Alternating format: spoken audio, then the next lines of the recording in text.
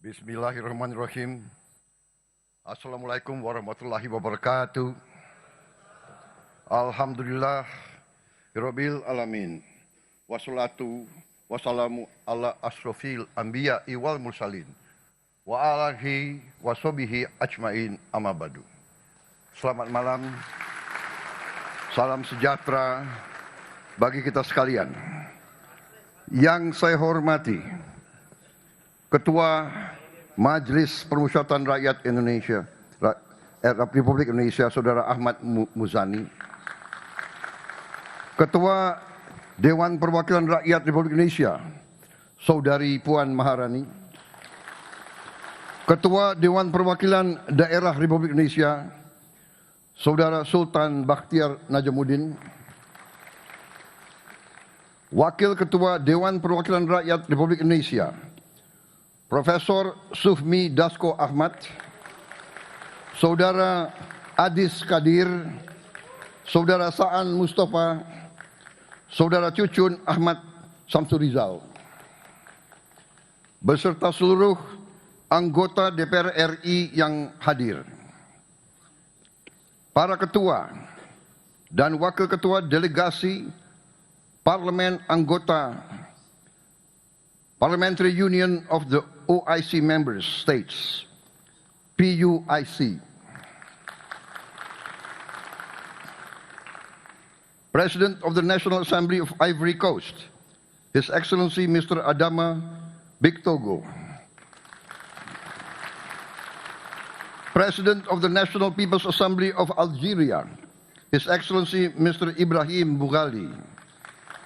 Speaker of the Council of Representatives of Bahrain, His Excellency Mr. Ahmad Al-Musallam.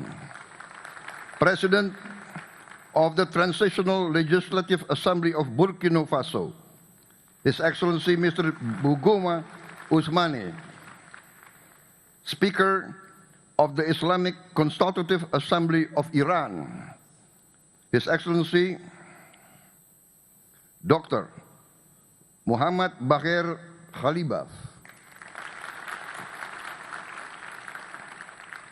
Speaker of the House of Representatives of Malaysia, His Excellency Tan Sri Dato' Johari bin Abdul.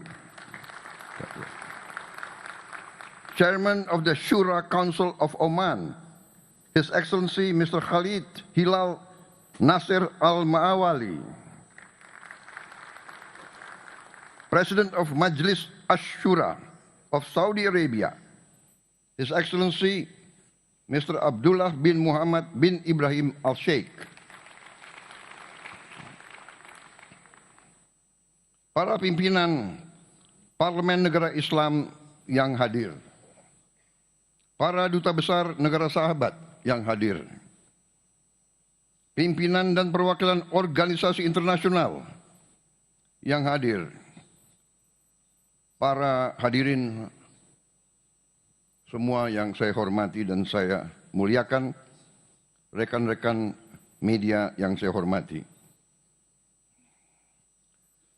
Pertama-tama, izinkan saya menyampaikan bahwa undangan ini, di mana saya diminta berbicara di hadapan majelis yang penting ini, adalah kehormatan besar bagi saya sebagai Presiden Republik Indonesia. Hari ini saya berbicara dengan wakil-wakil dari seperempat manusia yang ada di bumi ini. Saudara-saudara adalah wakil-wakil dari seluruh umat Islam, dari negara-negara Islam di dunia. Karena itu, ini adalah kehormatan yang sangat baik bagi saya. Terima kasih atas kehormatan ini. Pada hari yang baik ini, di tanah Jakarta yang hangat, saya menyampaikan rasa syukur dan kebanggaan bahwa Indonesia dipercaya menjadi tuan rumah sesi ke-19 Perkumpulan Parlemen Negara-Negara Islam, Parliamentary Union of OIC Member Countries. Sekaligus merayakan peringatan 25 tahun berdirinya organisasi ini.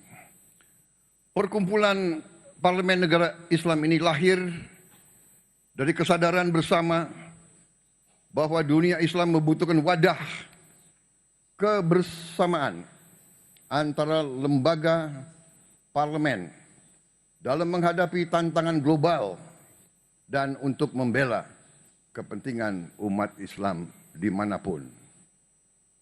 Sejak dibentuk pada tahun 1999, Perkumpulan Parlemen Negara-Negara Islam bertekad menjadi jembatan diplomasi parlementer yang memperkuat solidaritas, menyuarakan keadilan, dan menghadirkan solusi-solusi bagi masalah-masalah yang pelik dalam kehidupan global. Dalam hal ini dan dalam dunia yang kini tengah dilanda polarisasi, konflik, saingan antara negara-negara besar, keberadaan organisasi ini semakin penting, semakin relevan, dan semakin mendesak. Lebih dari itu, izinkan saya menegaskan bahwa konstitusi negara kami, Undang-Undang Dasar 1945, secara tegas mengamanatkan kepada bangsa Indonesia untuk turut serta dalam menjaga ketertiban dunia yang berdasarkan kemerdekaan, perdamaian abadi, dan keadilan sosial. Ini adalah kompas moral dan dasar pijakan utama kebijakan luar negeri bangsa Indonesia. Hadirin sekalian yang saya hormati dan saya muliakan, sebelum kita membahas isu-isu besar yang tengah dihadapi dunia Islam sekarang, saya mengajak kita semua merenungkan kisah dan keteladanan para tokoh besar dalam sejarah Islam. Kisah-kisah mereka bukan hanya catatan sejarah, tetapi sumber nilai dan sumber inspirasi yang sangat relevan bagi tantangan yang kita hadapi hari-hari ini. Kita bisa belajar dari keberanian mereka, keteguhan mereka, kecerdasan mereka dalam membela kebenaran, dan keberhasilan mereka dalam membangun peradaban. Salahuddin Al-Ayyubi, penakluk Yerusalem, mengajarkan kita tentang keadilan dan kebesaran hati saat berhasil merebut kota suci dari tentara salib. Ia tidak membalas dendam. Ia bahkan memberi jaminan keamanan bagi musuh-musuhnya. Beliau memberi contoh selalu melindungi yang lemah, selalu melindungi yang tertindas. Di dunia yang masih banyak diliputi kebencian dan kekerasan, keteladanan ini menunjukkan bahwa kekuatan sejati seorang pemimpin adalah kasih sayang, rasa kemanusiaan, dan tekad untuk selalu melindungi yang lemah. Khalid bin Walid, simbol pengabdian total bagi umat Islam. Seorang tokoh militer yang tidak pernah kalah dalam setiap peperangan dan pertempuran yang ia pimpin. Tidak ada satupun pertempuran yang ia kalah. Namun ketika diminta turun dari jabatannya, ia menerima keputusan itu tanpa ragu-ragu dan patuh kepada pemimpin dan kepada umatnya. Keikhlasan ini menunjukkan kepada kita bahwa kekuasaan bukan tujuan, melainkan suatu amanah, suatu pelajaran penting bagi kita semua yang memegang peran kepemimpinan hari ini dimanapun. Saudara-saudara, Umar bin Khattab membangun pemerintah yang adil dan efisien. Ia meyakini untuk memeriksa keadaan rakyatnya. Ia tidak rela melihat rakyatnya diperlakukan dengan tidak adil, dan ia tidak segan menghukum aparatnya yang lalai dan yang tidak melindungi dan melayani rakyatnya. Dalam konteks hari ini, saya yakin bahwa rakyat kita semuanya menuntut pemerintah yang bersih dan transparan. Teladan Umar bin Khattab adalah panggilan untuk bertindak, bukan sekedar berwacana. Karena itu saya sangat menghormati tema pertemuan ini, yaitu good governance dan strong institutions.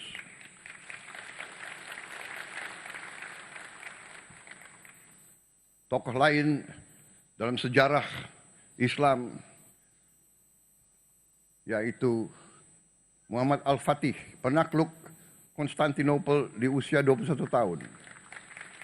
Simbol dari pemimpin yang menggabungkan ilmu pengetahuan, sains, iman, dan visi. Ia mempersiapkan penaklukan bukan hanya dengan kekuatan, tapi dengan teknologi, logistik, dan moral yang tinggi. Ia menunjukkan bahwa pemuda Islam bisa menjadi pemimpin dunia jika dibekali pendidikan dan keyakinan yang benar. Hadirin yang saya muliakan, beberapa hari yang lalu saya mendapat kehormatan berbicara di hadapan parlemen Turkiye di Ankara. Dalam forum itu saya menegaskan kembali komitmen Indonesia, komitmen bangsa Indonesia yang tidak akan pernah surut, tidak akan pernah berhenti dalam membela hak rakyat Palestina untuk merdeka.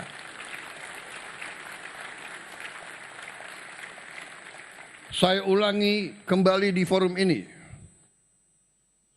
sudah tiba waktu. Jangan kita sekedar berdiskusi, jangan menyusun resolusi lagi. Rakyat Palestina terlalu lama menjadi korban. Rakyat Palestina membutuhkan suatu keberpihakan, suatu tindakan yang nyata.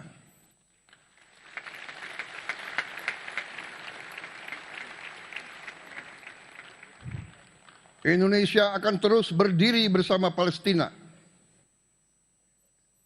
Perjuangan ini akan semakin kuat bila kita, dunia Islam, negara-negara Islam yang mewakili seperempat umat manusia, bisa bersatu. Marilah kita atasi perbedaan kita. Marilah kita atasi kecurigaan kita. Marilah kita atasi rivalitas di antara kita. Marilah kita lihat hal-hal yang penting, yaitu keselamatan umat Islam. Marilah kita melihat masa depan peradaban Islam. Islam pernah memimpin dunia dalam peradaban, dalam sains dan teknologi. Dan kita harus kembali untuk meraih sains dan teknologi supaya kita bisa mengangkat kesejahteraan rakyat kita. Tidak mungkin kita kuat kalau rakyat kita miskin. Tidak ada negara miskin yang kuat Untuk itu kita harus keluar dari kemiskinan. Kita harus berjuang untuk mengangkat rakyat kita masing-masing dari kemiskinan. Dan untuk itu dibutuhkan pemerintah yang bersih. Hanya dengan pemerintah yang bersih kita bisa mencapai kemakmuran. Saudara-saudara sekalian, tantangan kita bukan hanya Palestina. Kita menghadapi tantangan di mana-mana, sebagaimana saya katakan. Tantangan ini merupakan sumber kelemahan, yaitu kemiskinan, kelaparan, korupsi, ketimpangan pendidikan, dan ketidakmampuan mengelola dan menjaga sumber daya kita masing-masing. Karena itu tema pertemuan perkumpulan saudara-saudara tahun ini sangat benar dan sangat strategis. Good governance and strong institutions as pillars of resilience. Tanpa tata kelola yang baik, tanpa lembaga yang kuat, tanpa pemimpin-pemimpin yang jujur, pejabat-pejabat yang mengabdi kepada rakyatnya, negara tak akan pernah memiliki daya tahan, apalagi daya saing. Pemerintah Indonesia saat ini berkomitmen menjalankan beberapa agenda besar, mulai dari reformasi politik dan birokrasi, pembangunan sumber daya manusia, swasembada pangan dan energi, hingga penguasaan ilmu pengetahuan dan teknologi. Karena kami percaya solusi bagi masalah dunia dimulai dari bangsa kita sendiri. Apakah bangsa kita masing-masing berhasil mengatasi masalah internalnya sendiri? Saudara-saudara sekalian, kalau kita tidak bisa mengurus bangsa kita sendiri, bagaimana kita mau membantu umat yang sedang dalam kesusahan? Kalau kita lemah, tidak mungkin kita bisa bantu Palestina. Bahkan suara kita pun tidak akan didengar. Suara kita didengar kalau kita bersatu dan kita kuat. Siang ini, sebelum saya tiba di forum majelis terhormat ini, saya sempat berbincang dengan sahabat saya, Sultan Brunei Darussalam. Kami bersepakat bahwa dunia Islam bisa menjadi solusi bagi dunia.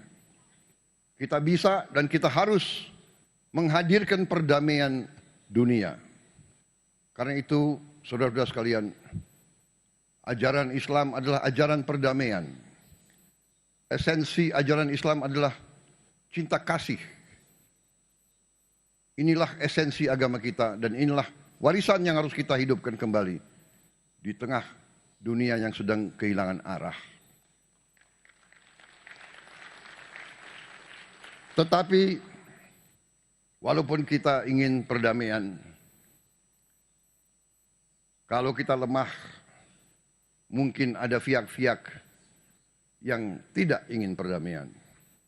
Mungkin ada pihak-pihak yang melihat kalau kita lemah, kita bisa dijajah kembali, kita bisa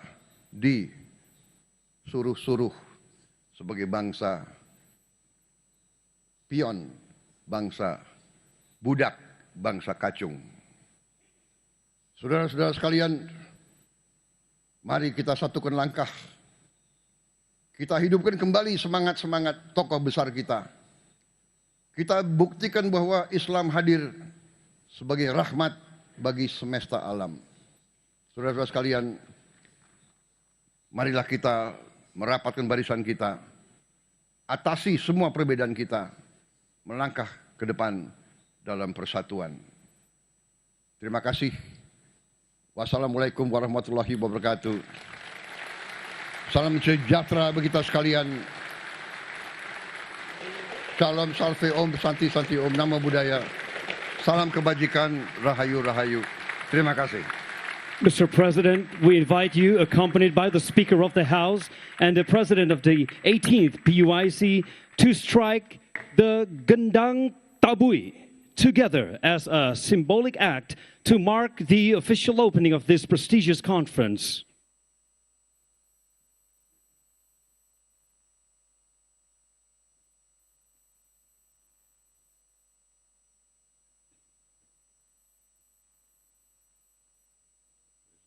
Thank you.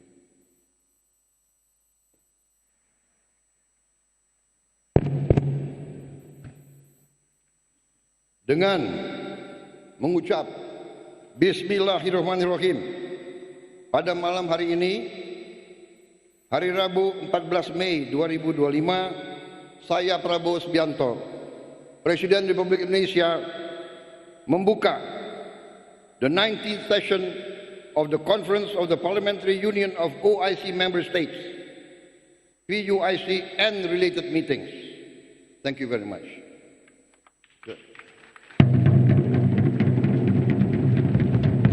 The 19th session of the Conference of the Parliamentary Union of OIC Member States and related meetings is now officially open.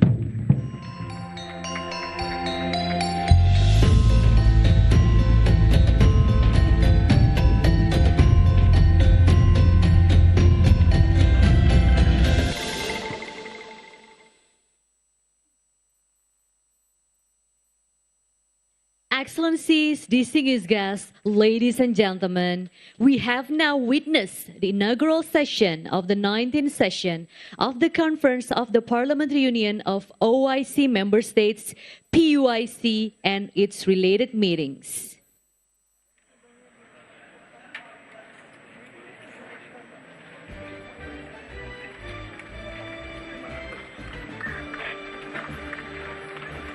Such a great honor to have you here, Mr. President. Thank you very much for this very precious meeting.